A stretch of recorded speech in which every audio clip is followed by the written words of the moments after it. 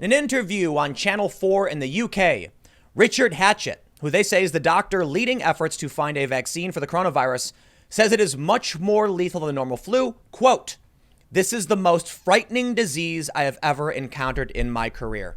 Now, are these people fear-mongering, or are they being serious when they say this is going to get really bad? It's really tough to know for sure. You got a bunch of people saying, oh, calm down, it's not going to be a big deal. And now, in what may be one of the weirdest turn of events, Democrats are twice as likely as Republicans to call the coronavirus an imminent threat. Now, this video is not going to be about politics, but I do want to point out, Democrats, if you freak out over this and Trump supporters don't, guess who's going to vote in November? This is bad news for Democrats if they think this is more serious than Trump supporters do, regardless of what's true or not. Let's talk about the severity of the coronavirus. I don't want people to freak out. It's the last thing I ever want. But it really does feel like there's a game of there's a tug of war going on between people who are trying to claim it's not a big deal at all and people trying to claim that it's a serious crisis. When I saw that interview from Channel 4, I think it's fair to say take this seriously. A man was tasered after a fight over toilet paper breaks out in Big W. And I have a bunch of videos. This is from Rita Panahi on Twitter. A bunch of videos of people fighting in stores. It seems like over toilet paper for the most part, because that's the craziest thing to me. If people are going to fight, they apparently fight over toilet paper like crazy. But this should show you that whether or not this is going to be as bad as some people are saying it is, the panic is real, and you should absolutely take this seriously. I've stated this before. I'll say it again. Forgive me, but it is important. People wanted to rag on me for saying pick up some emergency food supplies, go to the store and get your shopping done now. Well, now you can see how bad it is. But one of the more interesting things I've seen that I want to highlight, and we can talk a bit about the political ramifications once we get through this. It's a Twitter thread from Liz Specht. Now, she says that she is an associate director of science and technology, supporting alternative proteins for a sustainable food culture at, she is a UCSD PhD. In her tweets, she says that she is a biologist, not an epidemiologist, but she makes some interesting points. First, before I read this, the things this is going to be scary stuff. I mean it. And the last thing anyone should do is panic. When you panic, you make your situation worse. The best thing you can do is remain calm, strategize, and figure out what to do and how to do it. But to give you the gist of what she says, as the coronavirus cases increase and as testing increases and we realize how widespread this is, she actually thinks that by the 5th of May, we'll see 2 million cases, I believe she's saying in the United States. Yes, in the United States. 1 million by the end of April. So in 2 months, there could be 1 million people, which means we're looking at massive national spread, potentially global spread, which is why that other guy said it's the most terrifying disease, he's ever seen. The reason is with Ebola and other extreme diseases that are terrifying with a really high mortality rate, they don't travel very far because of the mortality rate. What's worrisome is diseases that have long incubation periods, like coronavirus, that can transmit while people are asymptomatic, like coronavirus, and have a decently high mortality rate of around 3 or so percent. I mean, maybe more. I mean, if you had Ebola that was silent and traveling on, that'd be freaky. And then all of a sudden, 2 weeks later, everyone gets sick and just drops dead. Yeah, that'd be freaky. But with 3%, you have a mix of people who don't react, don't prepare, you have supply chain disruption, and then you have widespread, infection rates. But let me read to you what Liz says. She tweets, "I think most people aren't aware of the risk of systemic healthcare failure due to COVID-19 because they simply haven't run the numbers yet. Let's talk math. Let's conservatively assume that there are 2,000 current cases in the U.S. today." Let me actually make this a little bigger. She says this is about 8 times the number, of confirmed lab diagnosed cases. We know there is substantial under DX due to the lack of test kits. I'll address implications later. Under overestimate. We can expect that we'll continue to see a doubling of cases every 6 days. This is a typical doubling time across several epidemiological studies. Here I mean actual cases. Confirmed cases may appear to rise faster in the short term due to new test kit rollouts. We're looking at about 1 million U.S. cases by the end of April, 2 million by May 5th, 4 million by May 11th, and so on. Exponentials are hard to grasp, but this is how they go. I'm going to stop here and just say, While many people are going to tell you to remain calm, nothing's going to happen. Others will say the end is nigh. Truth is always closer to the middle. But I will tell you at the very least, South by Southwest canceled. Facebook, telling their employees, Amazon telling their employees stay home. Google I/O canceled. These are major conferences. There are going to be major hiccups in the economy, in the supply chain. It is happening, and I hope you have taken simple precautions to prepare for potential disruption, especially if what she is saying is true and we do make it to millions of cases. Look, I'm not going to play any crazy games where I scream the end is nigh, go buy your gold. I am going to say take reasonable precautions, assuming this woman is who she says he is, she says she is. We're looking at a PhD biologist warning people that this could get really bad. I don't know what else you can expect, but I will tell you this. Don't let anyone shame you. And Vox.com, the left-wing Vox, it is not overreacting to prepare. Let's read more. She says, as the healthcare system begins to saturate under this caseload, it will become increasingly hard to detect, track, and contain new transmission chains. In absence of extreme interventions, this likely won't slow significantly until hitting 1% of susceptible population. What does a caseload of this size mean for the healthcare system? We'll examine just two factors: hospital beds and masks, among many, many other things that will be impacted. The U.S. has about 2.8 hospital beds per 1,000 people. With a population of 330 million, this is 1 million beds. At any given time, 65% of those beds are already occupied. This leaves about 330,000 beds available nationwide, perhaps a bit fewer this time of the year with regular flu season. Let's trust Italy's numbers and assume that about 10% of cases are serious enough to require hospitalization. Keep in mind that for many patients, hospitalization lasts for weeks. In other words, turnover will be very slow as beds fill with COVID-19 patients. By this estimate, by about May 8th, all open hospital beds in the U.S. will be filled. This says nothing, of course, about whether these beds are suitable for isolation of patients with highly infectious virus. If we are wrong by a factor of 2 regarding the fraction of severe cases, that only changes the timeline of bed saturation by 6 days in either direction. If 20% of cases require hospitalization, we run out of beds by May 2nd. If only 5% of cases require it, we can make it until May 14th. 2.5% gets us to May 20th. This, of course, assumes that there is no uptick in demand for beds from other non-COVID causes, which seems like a dubious assumption. As healthcare systems become increasingly burdened, prescription shortages, people with chronic conditions that are normally well managed may find themselves slipping into severe states of medical distress, requiring intensive care and hospitalization. But let's ignore that for now. All right, so that's beds. Now masks. Feds say we have a national stockpile of 12 million N95 masks and 30 million surgical masks.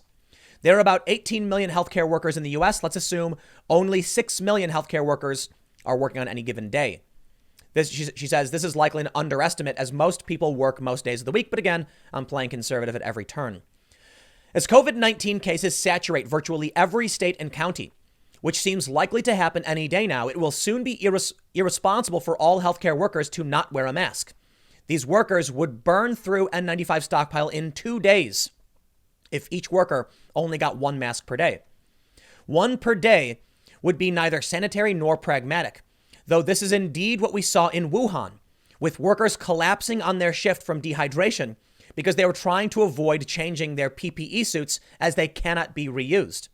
How quickly could we ramp up production of new masks? Not very fast at all. The vast majority are manufactured overseas, almost all in China. Boy, was that a mistake. Anyway, that was me, by the way, not her. Even when manufactured here in the U.S., the raw materials are predominantly from overseas, again, predominantly from China. Keep in mind that all countries globally will be going through the exact same crisis and shortages simultaneously. We can't force trade in our favor. Now consider that how these two factors, bed and mask shortages, compound each other's severity. Full hospitals, few masks, workers running around between beds without proper PPE equals very bad mix. Healthcare workers are already getting infected even with access to full PPE. In the face of limitations this severe, it's only a matter of time. Workers will start dropping from the workforce for weeks at a time, leading to a shortage of workers that then further compounds both issues above. We could go on and on about thousands of factors, number of ventilators, or even simple things like saline drip bags. You see where this is going. Importantly, I cannot stress this enough, even if I'm wrong, even very wrong, about core assumptions like percentage of severe cases or current case number. It only changes the timeline by days or weeks. This is how exponential growth in an immunologically naive population works. Undeserved panic does no one any good, but neither does ill-informed complacency. It's wrong to assuage the public by saying only 2% will die. People aren't adequately grasping the national and global systemic burden wrought by this swift moving of a disease. She says, I'm an engineer. This is what my mind does all day. I run back of the envelope calculations to try and estimate order of magnitude impacts.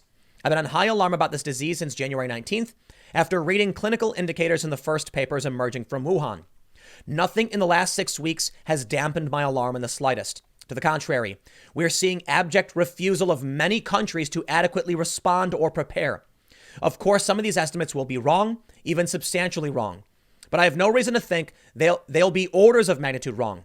Even if your personal risk of death is very, very low, don't mock decisions like canceling events or closing workplaces as undue panic.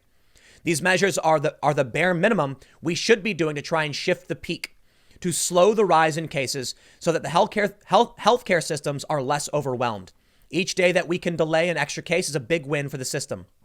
And yes, you really should prepare to buckle down for a bit.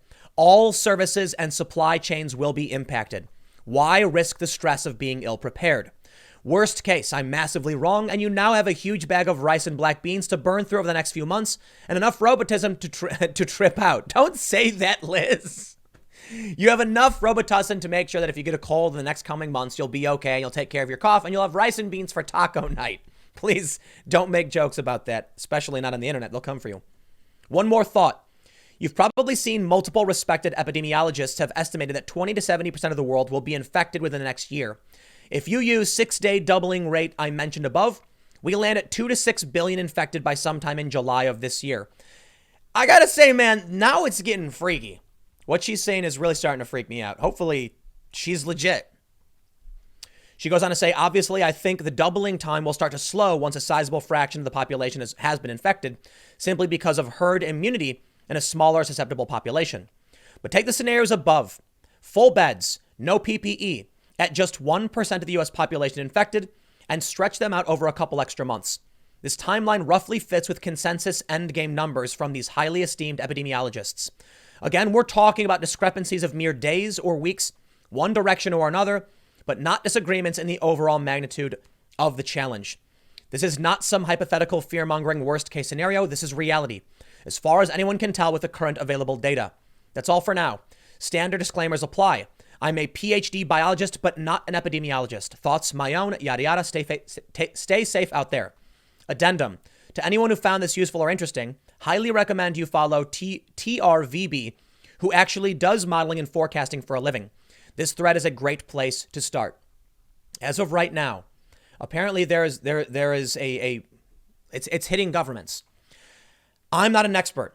Of course I'm not. I'm a guy on the internet complaining about his feelings. I can't tell you how bad this will really be or what you should do other than what I would do for myself. And I'll tell you what I did. I ordered emergency food a long, long time ago because tornadoes happen, hurricanes happen, earthquakes happen, floods happen.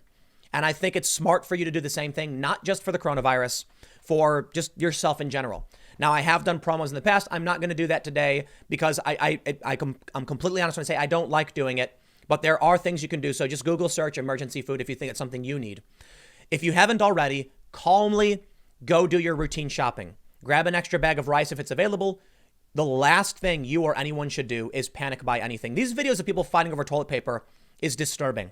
You're not, that's ridiculous. However, this story from The Guardian, it has arrived. Italian Democratic Party leader announces he has coronavirus in a video. A PhD biologist tweeted, "You should prepare to bunker down." I'm going to take her word for it. Not just hers, but a lot of people talking about the severity. Someone going on an interview and saying this is the worst thing they may have ever seen. People were joking about a pandemic hitting in the 2020s. Well, we're here. I don't know if it'll be like the Spanish flu of 1918. I don't want to speculate, but think about I call this the coronavirus wager.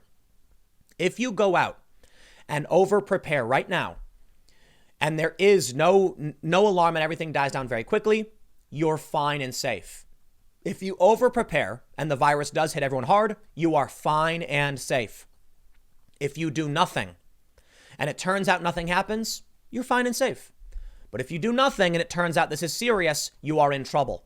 The safest bet you can make is to prepare, to take care of yourself, your friends, and your family. It has hit the Iranian government. Around 10% of their members of parliament have contracted the virus. Many officials in the government have died. We're now seeing Italy. My understanding is right now in Italy, there is no safe zone. It's all infected, and they're trying to shut things down.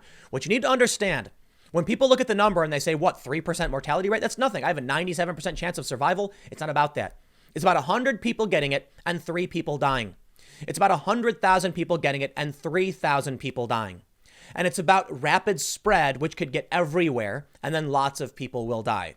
You need to think about how this scales up and how many people could be impacted by how bad this could get. People in government. Remember that 3% is indiscriminate. You will see people, officials, you will see agencies, bureaus. That is a decently high number. As this spreads around and impacts governments and the rest of the world, the more serious issue will be supply chain disruption. I've said it a million times. I will say it now. Italian Democratic Party leader announces he has the virus. I'm stressing that again because it will hit government. And if you don't take care of yourself, don't be surprised when you are left high and dry. You can laugh all day and night about how you were the smart one who didn't go out and rush. But in the end, you are the grasshopper in the story of the grasshopper and the ants. While the ants worked hard and prepared to protect themselves when winter came, you danced around playing your fiddle. And then when the time came and winter hit, you knocked on their door begging for food and they said, buzz off. Don't be that person. Because like Liz said, Liz specked, you'll have rice and beans to last you for months. The way I put it, taco night is awesome. And you're going to have a whole lot of taco night. And I am totally down for that. I'm not telling you to buy 50 pounds of rice and beans. That would be ridiculous and it would spoil. It's a bad idea. Don't do it. I'm telling you, get a single bag and a couple cans of beans. And we might get hit by this. If it's as bad as Liz is saying, which I hope it isn't, 6 billion people infected by July? That's got to sound crazy, right? Look, it may be. It may be the case. As long as you don't panic, then we're all good. As long as you just do what you got to do, get your firewood ready, make sure you've got standard resources, your first aid kit stocked up. Let me bring this back home. I mentioned this the other day. There was a tornado in Nashville. Some people lost their lives. Homes were destroyed. But the people who were there, who may have seen the coronavirus and prepared in certain ways, are much better off because of that fear after a tornado. Whether or not you care about the coronavirus, I will just say this one last time. Tornadoes happen. No matter what you think is in front of you, it is always smart to do right by yourself and get ready for any potential disaster. It was New York City when Hurricane Sandy hit and no one expected it. They think I'm in a city, I'm safe, it'll never happen to me, and then it did. I'll leave it there. Stick around. Next segment will be at 4 p.m. youtube.com/Timcast, and I will see you there.